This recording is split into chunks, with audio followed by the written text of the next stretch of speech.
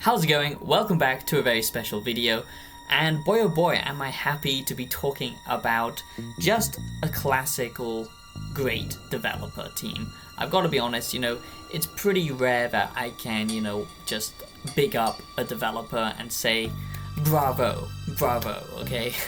I mean, let's be honest, a lot of the games that we're getting these days are from teams that don't actually care about creativity, they don't care about the passion and the artistry that goes into video games. They are looking at video games as a way to make money. I gotta do it, man.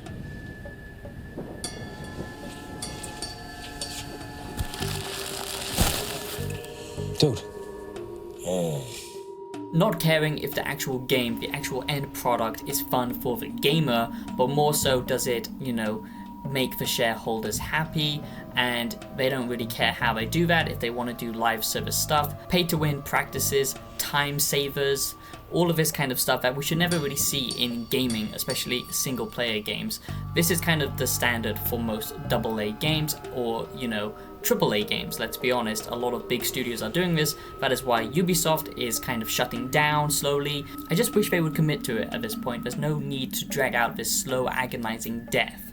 Okay, but we see that with a lot of big gaming companies. What made previous generations of games so good, like back in the PS1, PS2 days, or Xbox, early PC stuff, was just pushing the envelope forwards, trying different ideas and seeing what sticks. Now this developer is all about that design philosophy.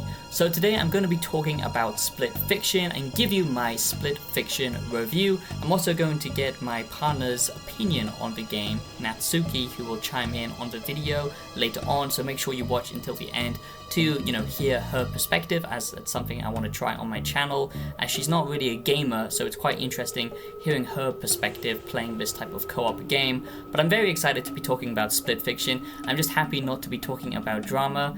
If you're recently aware, I was in a bit of drama with Asmongold. Oh my god! Wow! I am very happy to be back, and look out for an updated video about the channel, because I have done some time just to think about this community and what I want to give you guys. But let's dive into this Split Fiction review, because that's what we're here for. I honestly am just so happy to talk about this game, because finally it's a breath of fresh air. When co-op games have been on the way out for a long time now, we just don't get that classic experience anymore. And even, with games that it's kind of expected to have some kind of couch co-op play, like Call of Duty or something, it's never simple anymore. You have to jump through so many loops and hoops and...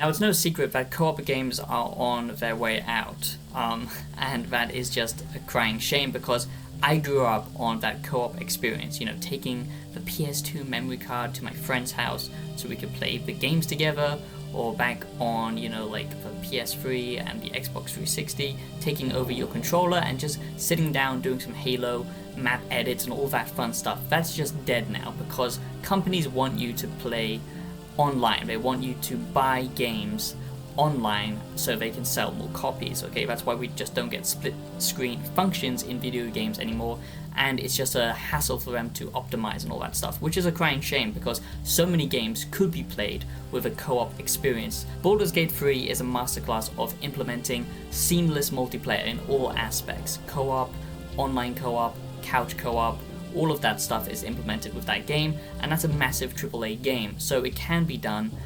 Go check out my review of that game, by the way. I recently updated it, but I just think it's a crying shame what's happened to couch co-op experiences. Like I said, just some of the best times I've had playing Star Wars Battlefront and stuff like that, the old games, just creating those memories with different people. It's just not the same doing it online. Yes, it's a lot of fun, but actually being physically present with someone, seeing their reactions in real time, it's just a lot of fun. And this is all about that couch co-op experience. And luckily enough, because we do live in a digital age, most of my friends are all in different countries, so playing co-op online is important, and you can do that with this one. You only need to buy one game. You only need to buy this once, and then just invite your friend, which is super, super cool. I just have to give major props to the developer. So Hazelight Studios, they are a complete meme because that guy is completely manic, but I absolutely love his energy and I stand behind 100% what he's saying. That's exactly what I love about gaming. I'm not into it for the multiplayer aspect or anything. I love the artistry and the creativity of video games. That's what's been missing in modern day gaming for a long time. Sorry, I'm taking. Let me just give me a minute. I want to take your time. Look. Okay, can you swear here? So in this split fiction review, I'm going to give you some positives and negatives. I'm going to talk about what I can. This is an early review of split fiction from what I've actually seen with the gameplay, hands-on and all that kind of stuff. That's an early review. And I do a deeper yearly review for games I truly am passionate about as well. So who knows after I've done a 100% completion of this. But I usually play these games with my partner because it's a lot of fun that way. It Takes Two was such an incredible experience, and please wait until the end of the video to hear her perspective on this studio and their games from a non-gamer perspective, because I do think that's quite interesting. But this game, okay, basically it's It Takes Two, but it's on steroids. It's just been coked up a notch, okay? This game is absolutely insane. So basically what you need to know is this game is all about jumping between fantasy levels and sci-fi levels, okay? That's the whole premise of the game. The story is quite simple. You play as these two kind of novice writers, luckily not the cringe-inducing writers, making Marvel slop. But you know, they seem to be quite well written themselves, and they aren't fully, you know, cringeworthy.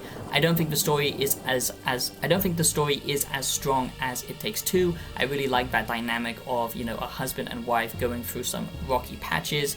It's very, you know, just like real in that kind of storytelling.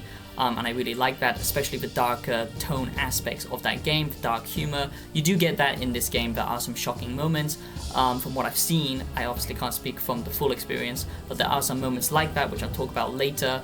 But basically, the writing here does seem to be on the same level, and I do think it's quite good, to be honest. And they are quite different in personality, okay? Whereas the other game is about, you know, like patching up a rocky relationship and, you know, kind of figuring out what, you know, is love and why do people fall in love, and, you know, the responsibilities of having a family and all that kind of stuff, you know, sticking together in a relationship. This one is more about a friendship, okay? And that might sound a little bit, you know, ooh, friends. But honestly, it's quite well done here because it's very stereotypical in the fact that these two are very different personalities, okay? You get the standoffish character who's kind of more introverted, and then you get the more kind of not sure of themselves kind of fantasy writer. And yeah, it's a little bit played out, but the way that they come together, or this kind of buddy drama, you know, it is very well done. But what this game truly is good at is not so much the story. I do think that it was better in the other game, and they've never been great at the writing in their games. They, you know, do try and do a narrative, which I really appreciate because most co-op games won't do that, but narrative isn't their strongest aspect, you know. A Way Out, I think that writing was pretty terrible, if I'm honest, but it got much better, and it's kind of the same level as It Takes Two. But the gameplay here is just absolutely phenomenal. So, if you don't know, this game and It Takes Two is basically a series of mini-games. Not just mini-games, but different genres of gaming all packed in together with a lot of puzzles, combat, and basically co-op elements, making it stand out because they've really niched down on that co-op aspect, so they can really play around with different unique ideas, you know, in that co-op space, which just makes it a lot of fun. But that's basically what you'll be doing. You'll be jumping between sci-fi levels to fantasy worlds, and each time you do that, it's going to change up the gameplay. You know, the actual core genre of the game you're playing will change depending on the level that you're in. And then there's also side mini areas which you can basically go and explore and have more of a competition between each other, which is a hell of a lot of fun, let me tell you, because you can get really competitive with this game. But it's just so much grander in scale. Graphically, it's so much more beautiful. The controls are way more fluid.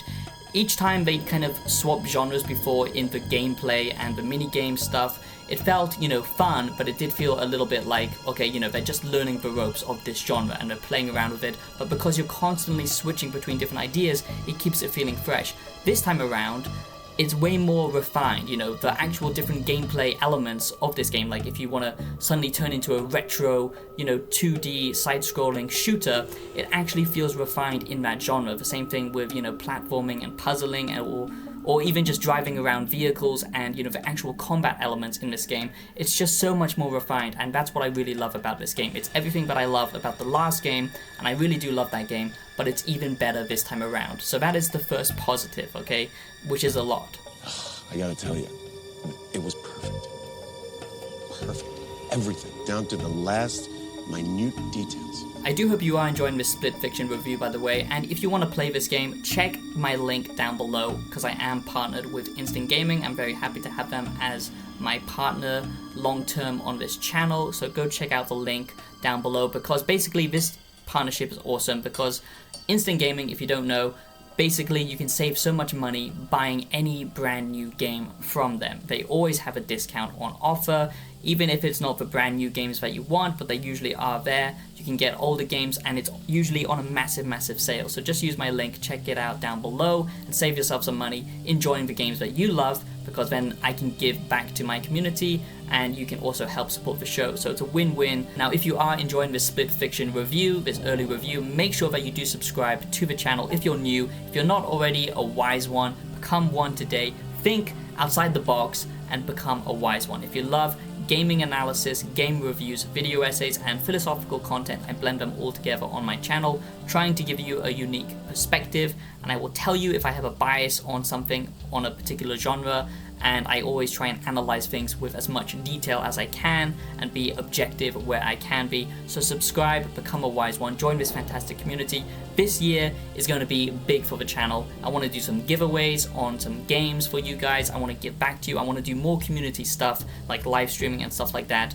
I'm just really trying to build something here. It's not just, you know, content. I'm trying to build a community, the OG YouTube, you know, aspect that I fell in love with, doing content for the sake of passion, not just, you know, becoming a brand and becoming a Mr. Beast, Feastables, retention driven whore, basically. So please do subscribe, join this community, give the video a like, and let me know your thoughts down below on the current state of gaming, or whatever you want to talk about in the comments, or if you just become a member, get extra content, or check out my Spotify, whatever it is. I just appreciate you so much, and I just love this. You know, this is everything that I live for, and I'm glad, you know, to be doing this, and I'm just thankful that you watched my video. So thanks. Oh, is that enough shilling? I think it is. Okay, so on to the next positive. So I talked about how it's a bunch of mini games, and that's true, but it doesn't feel thrown together. You know, you can access these optional areas as you progress through the main levels. Okay, it's not like a hub world or something like that, but it's all very fluid how it's done.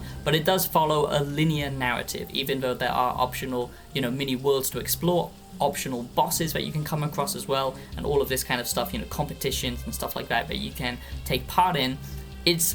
It's just great. You know, this is It Takes Two, but it's just even better. What I really think this time around, what really surprised me is the difficulty has definitely been amped up.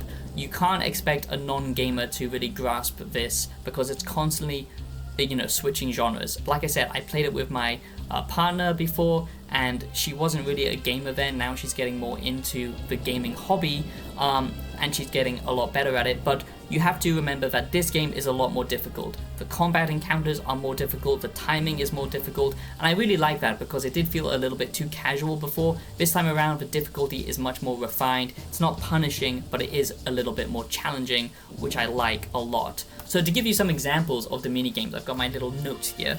You can switch between, you know, like pinball mini games, playing video games inside video games, you know, platforming, 2D side-scrolling kind of adventures, vehicle combat and just vehicle gameplay, be it riding dragons or, you know, driving like futuristic, like Tron-like bikes, snowboarding. You can literally switch into a Donkey Kong kind of gameplay mode, and just, you know, doing lots of different puzzles. And there's a lot of different combat elements, you know, switching between third-person combat like shooting, and then hack and slash stuff with magic, because it is that sci-fi blend to fantasy blend. So a ton here, and that's what I'm just really impressed about.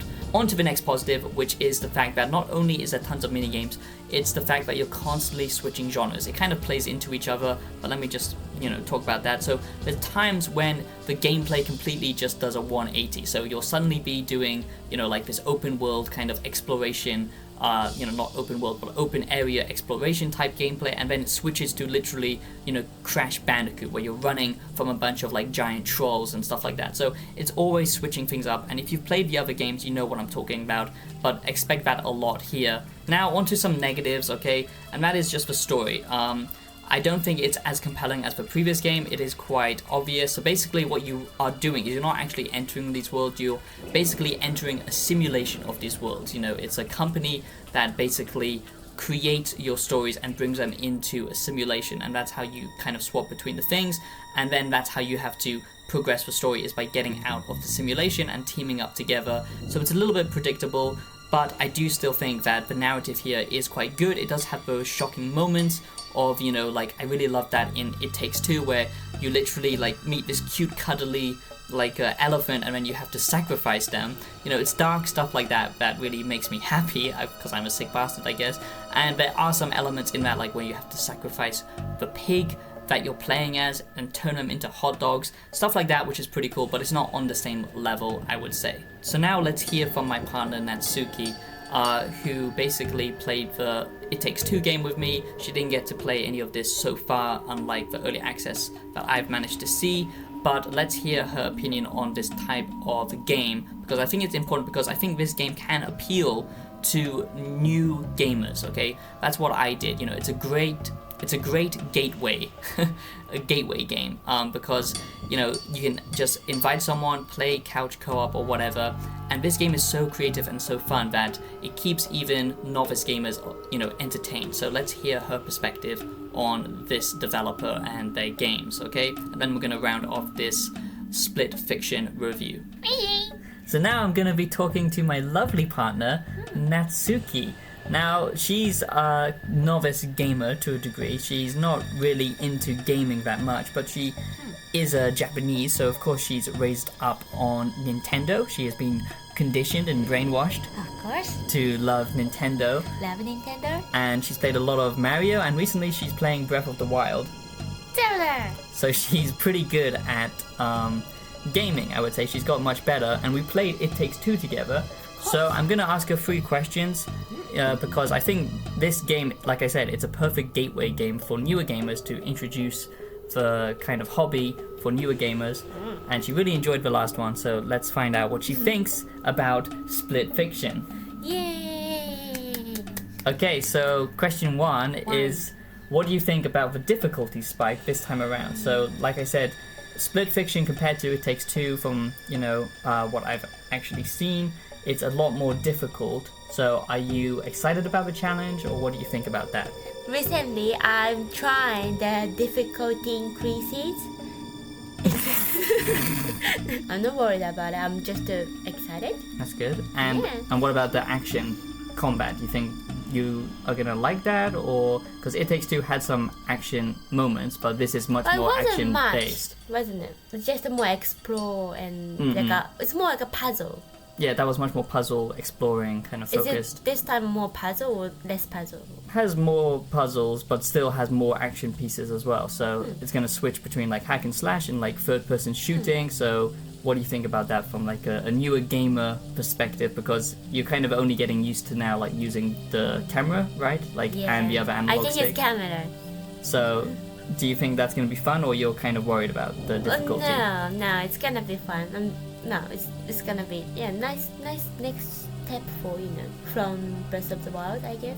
So question 2 is, what makes you excited to try out Split Fiction then compared to It Takes Two? After you played It Takes Two, like what did you enjoy about that experience? Because it's, like I told you, it's pretty much from the gameplay that I've actually done, it's pretty much the same experience.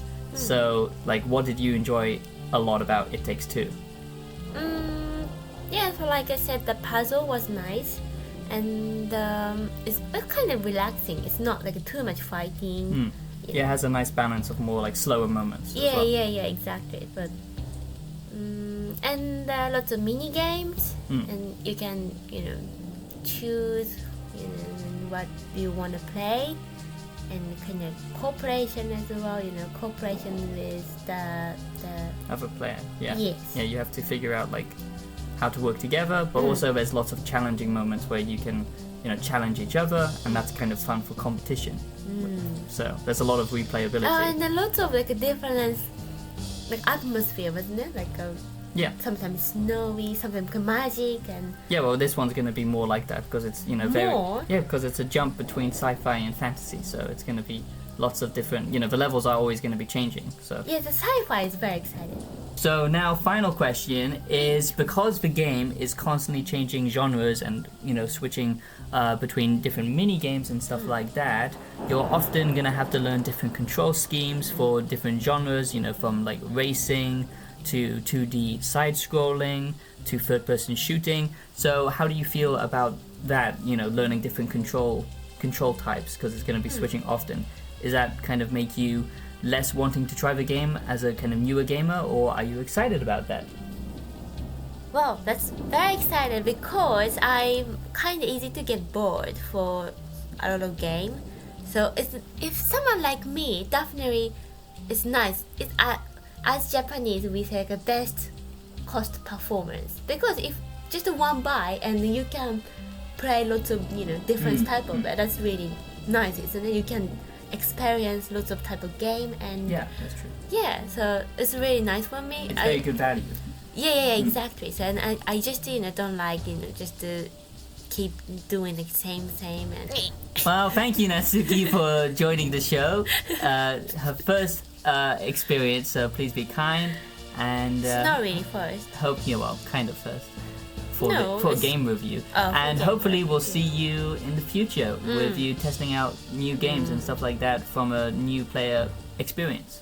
So thank you, Okay. Natsuki. Bye.